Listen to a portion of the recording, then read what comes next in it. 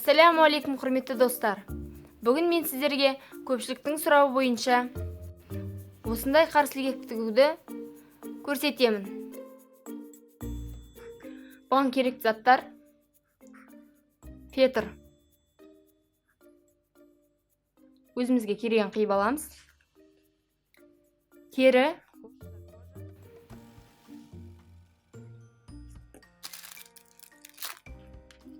қарсылығымыздың ортасына осындай тас,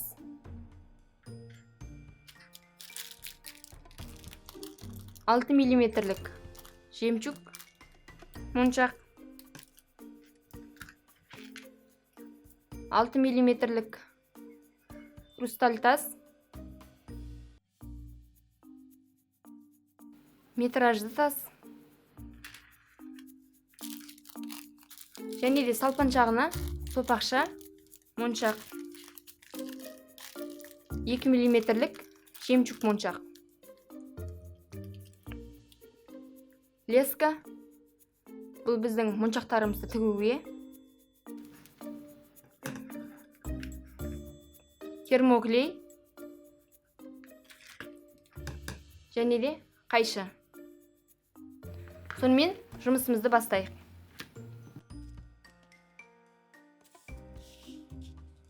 Алдымен термоклейімізді қыздырамыз.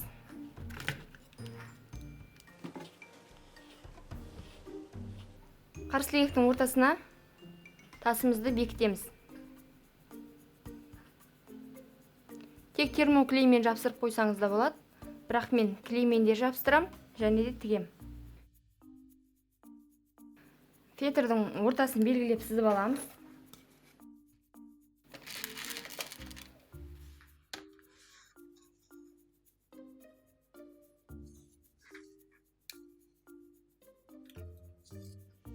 Ортасын сызып алдық. Осыған дөңгелек тасымызды бекітеміз. Ол үшін алдын ала термоклейді қыздырып қойдық. Термоклеймен жапсырамыз.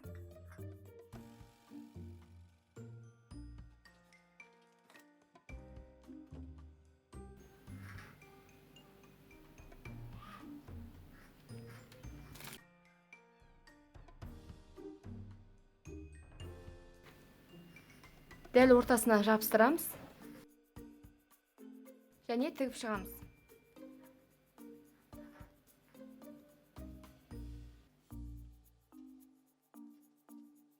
Екі жағында тігуге арналған жері бар. Енді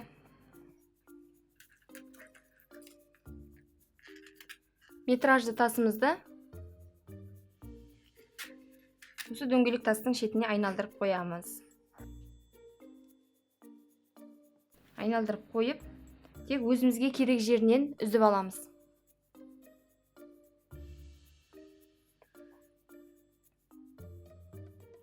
Ортасында біріктіргіші бар, сол біріктіргіштен ажыратамыз. Міне ортасында жалғап тұрған біріктіргіші бар. Сәл ашып, осылайынан ашып аламыз. Мінекей.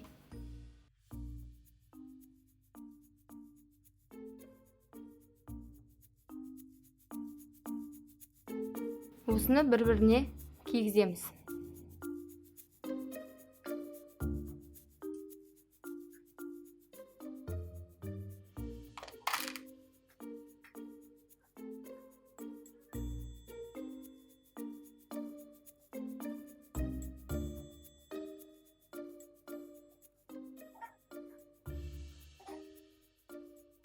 Мінекей, кигізілді.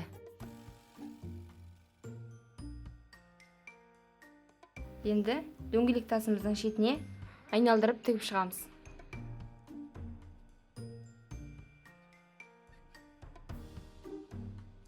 Әрбір тастың арасын тігіп шығамыз.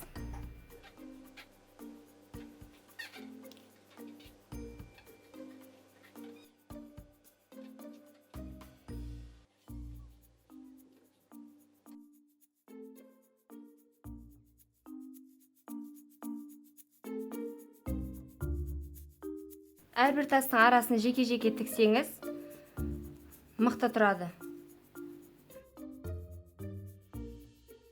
Қарсылы кекті өз қалауыңызша сәндесеңіз болады. Домалақ тастан кейін жемчуг тас қойсаңыз да болады. Немесе күлгін түсті жылтырақ тасты қойсаңыз да болады. Ол әрине өз қалауыңыз бойынша.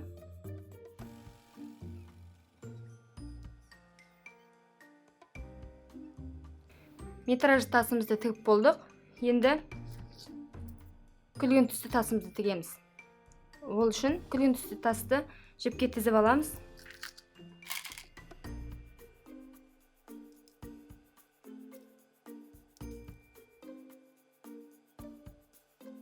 Сыртынан айналдырып қойып қараймыз. Өзімізге керек жеріне дейін аламыз. Керек жерге дейін тіземіз.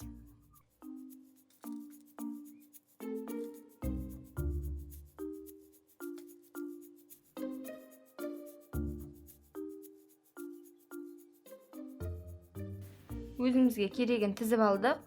Енді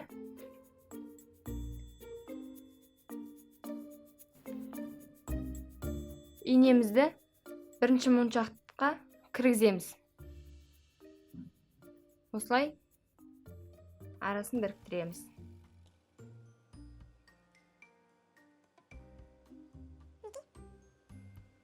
Енді инемізді астына өткіземіз.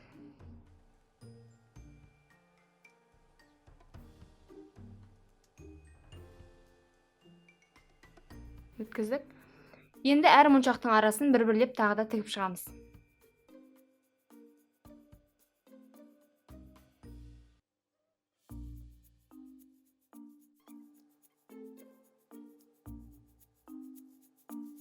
Осылай ең соңғы моншаққа дейін әр моншақтың арасын тігіп шығамыз.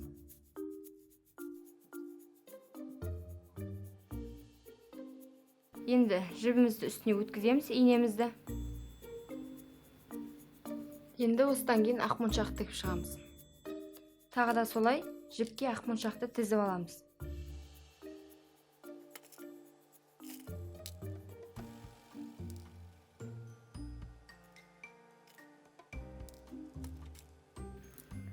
Осылай тізіп аламыз.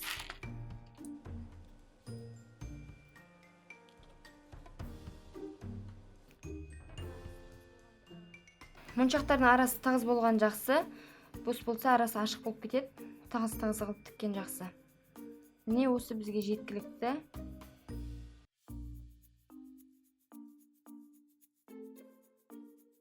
Инемізді бірінші моншаққа кіргіземіз. Жібімізді тартамыз.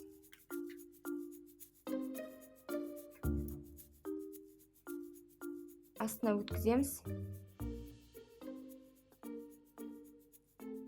Енді тағы да дәл солай әр моншақтың арасын бір-бірлеп тігіп шығамыз.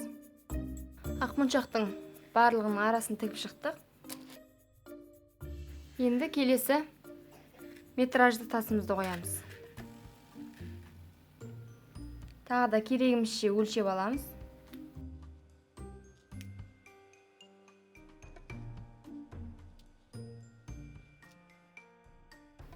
Өзімізге керек жерінен арасынан ашып аламыз. Арасында жалғанып тұрған ашып аламыз.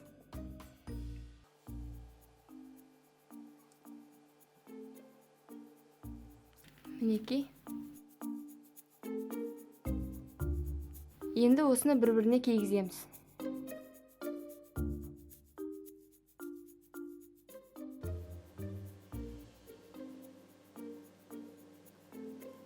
Мінекей кигізілді.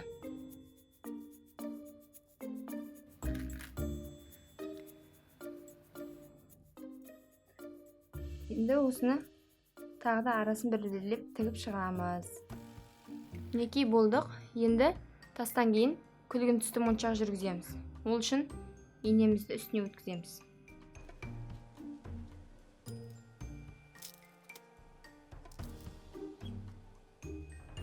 Міне моншағымызды тіздік. Енді тағы да бірінші моншаққа кіргіземіз.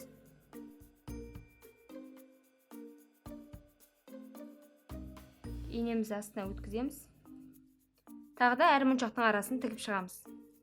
Күлгін түсті моншағымызды тігіп болдық. Енді ең соңғы қатар ақ моншақ тігеміз. Мінекей моншағымызды тізіп алдық. Енді дәл сол әдіспен тағы да тігіп шығамыз. Бірінші моншаққа өткіземіз.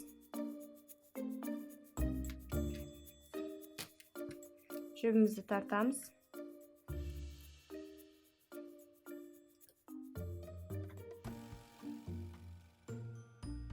Сосын әр моншақтың арасын тігіп шығамыз. Мінекей ақ моншағымызды тігіп болдық. Артқы көрінісі мынандай.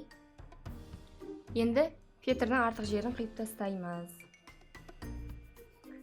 Абайлап қоюымыз керек, мына тіккен жібімізді қиып алмайтындай.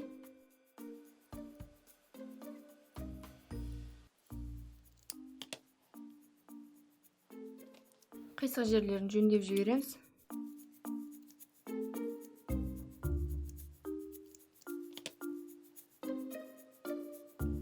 Енді қарсы ілгегіміздің салпаншағын тігеміз.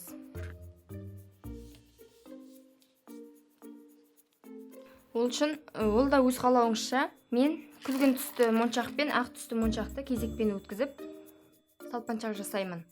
Салпаншақты ортасынан бастаймыз. Астынан кіргізіп, ақ моншақ пен күлгін моншақтың ортасынан өткіземіз.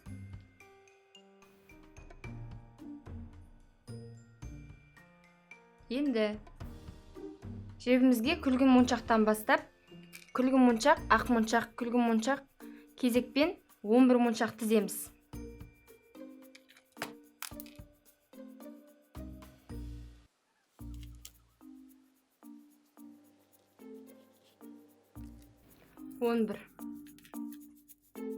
Енді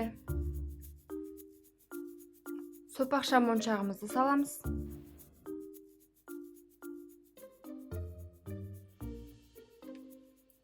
Ең соңынан 2 миллиметрлік жемчуг моншағымызды саламыз.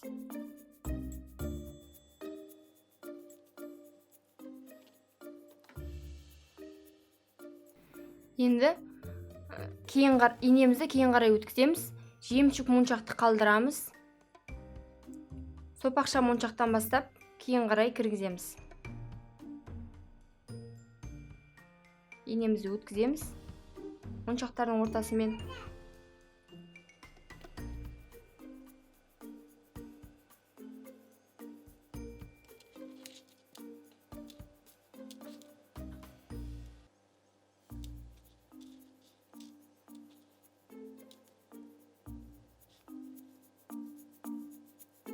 Мінекей барлығына өткізіп шықтық. 11 моншаққа.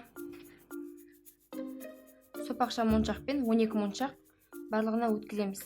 Тек кішкентай 2 миллиметрлік моншаққа өткізбейміз. Жібімізді тартамыз.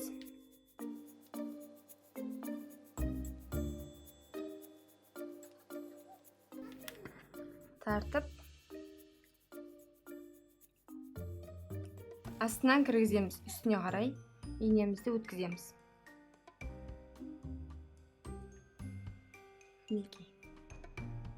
Бұл ортасы салпаншақтың. Енді мына жағына қарай бір моншақтан азайтып тігіп шығамыз.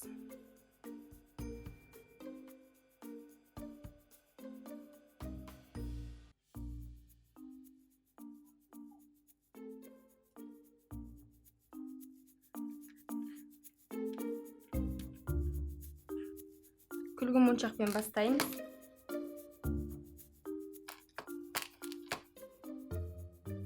Ана 11 моншақ тіздік, енді 10 моншақ тіземіз.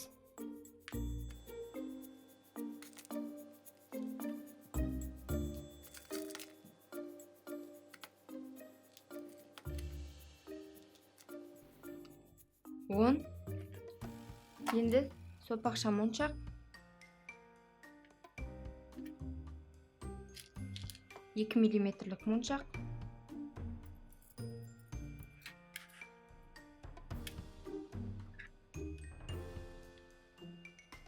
көрдіңіз ғой, кішкене қысқарады. Енді тағы да моншағымызды қалдырамыз, кішкентай моншақты. Кейін қарай моншақтардың ішімен инемізді өткізіп шығамыз.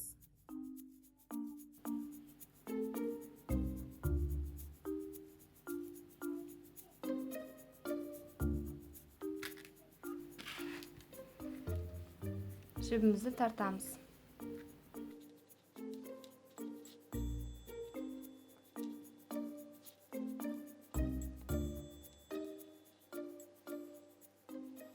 Астынан үстіне қарай тігеміз.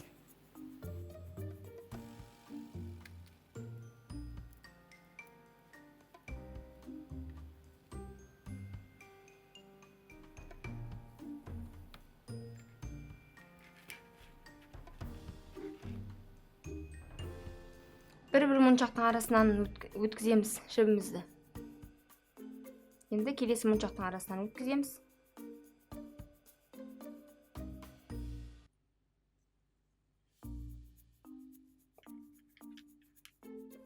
Тағы да бір моншаққа қысқартамыз.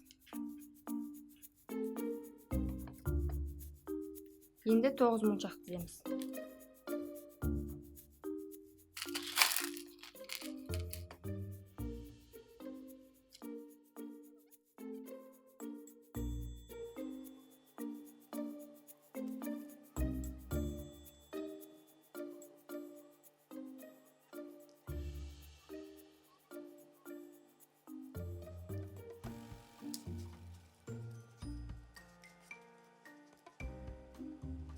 Енді мына жағына қарай 10 моншақ, 9 моншақ, 8 моншақ солайынан өткіземіз. Дәл осындай алып қайталаймыз. Мінекей, қарсы ілгегімізді болдық.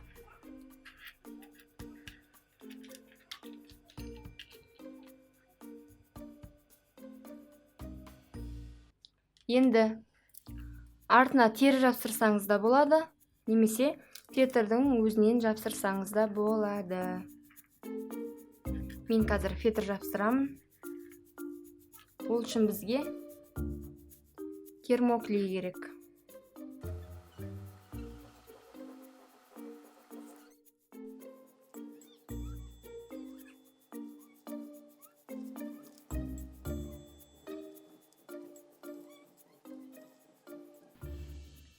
Мінекей, осымен қарсы ілгегіміз дайын. Мен артына фетр жапсырдым. Негізі тері жапсырса болады. Және де терін бисер моншақпен әсемдеп шықсаңыз болады. Тігіп бисер моншақпен.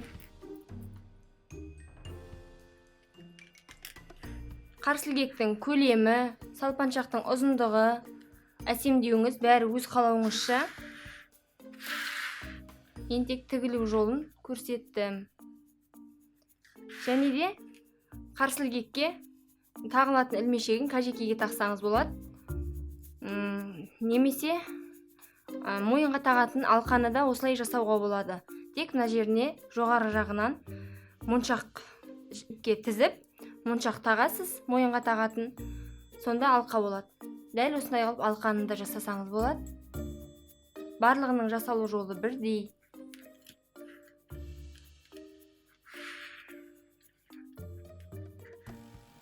Құрметті біздің достар, келесі кездескенше сау болыңыздар. Ұнаса лайк басыңыздар, және де достарыңызды біздің каналға жазылуға шақырыңыздар. Сау болыңыз.